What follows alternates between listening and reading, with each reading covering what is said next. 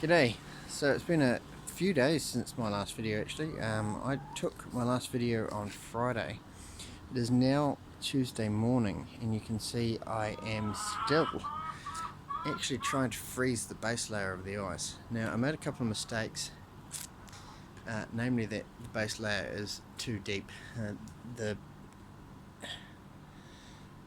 end down there is 80 millimeters deep, which is almost my final ice depth, so it should only be 25 mil, and down here by these pipes it is actually 40. No, it's 25 there and about 40 millimeters deep there. Now that has put a tremendous load on the chillers, and to the point where I didn't actually think it was going to work, because it was taking so long. It was going slowly, so I came in on Saturday morning and had a look, and it hadn't changed. Basically, I couldn't even get the glycol down below zero, so I had to get, you can see I've made a few changes in here. I had to get another chiller. So this is another small 3.5 chiller, and I have put, you see I've put a lid on top of it now as well, and that was because the hot air from the chillers were blowing in inside the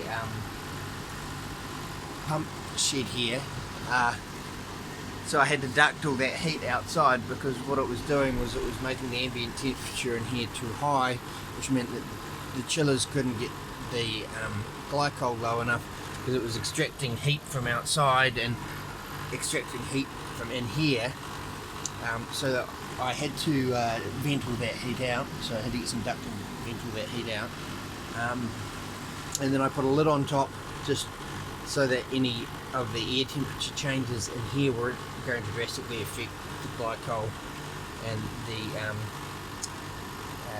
the overall temperature. Now the other issue I had is it's been blimmin' warm these last few days. Over the weekend we had 17, 18 degree days and sort of 10, 11 degrees overnight, which is not within my operating temperatures. So I did my calculations based on a negative on a 10 degree ambient temperature, and it has been more like 15 degrees lately. So we had a cold night last night. We had about 3 degrees overnight, and got some significant chilling done last night.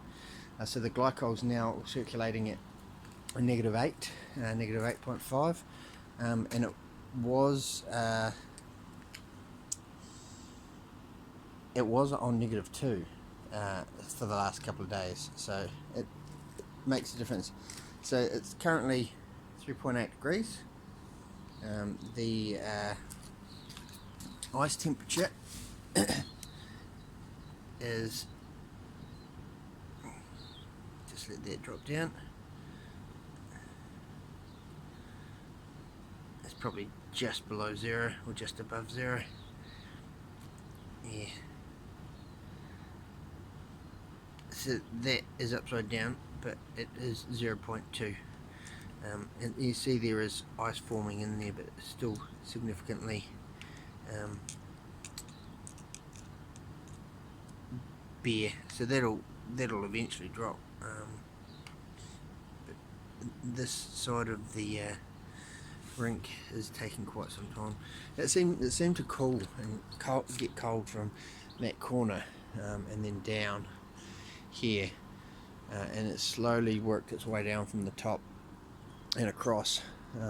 So you see that corner there is quite frozen, and then it gets less and less frozen in this corner, and then as you come down here, see it stops about this area here, and then it's water pretty much all the way down here. The pipes are cold around it, and some of them are frozen, but it'll work its way down from the top and down. And once it gets all white like that, that's when I'll put another layer of water on it. So I've got, and that's what I'll call the base. So once that's finally frozen, I'll be able to start putting some more water on top and increasing that base layer, because you see I can't skate on it at the moment because this is sticking up, and it's not thick enough. I mean, 40 mil is nowhere near thick enough. Yeah. So I'll just show you the temperature of the glycol, because it's quite interesting. I have to just turn the light on here. You see all the pipes are all frosty, which is good because they haven't been for the last few days. It's just happened last night. So we really need the cold temperature. So inside the glycol box we have apparently 1 degree. It's not 1 degree, it's much lower than that. It's dropping. So I reckon it's 0, but it'll be much less than that. It'll be, I think it had a negative 6.4. So it's just taking a little while to respond. And that's just the air temperature in there. That's not actually the, it's not actually the glycol temperature. The glycol temperature is negative 8 something. But I don't like opening the box up because then I'll get all the warm air in. So I'll just let that tip down. But yeah, so if the air temperature inside the box is really cold, then the glycol is even colder, and you can see that's dropping quite well, negative 3, and still falling. So yeah, I will update it when I start doing some more work on putting the water on. You see that's my new pump. I don't know if I showed you that in the last video. This seems to be working quite well. I had to put it on the highest pump level as well, because the higher the flow, the less load.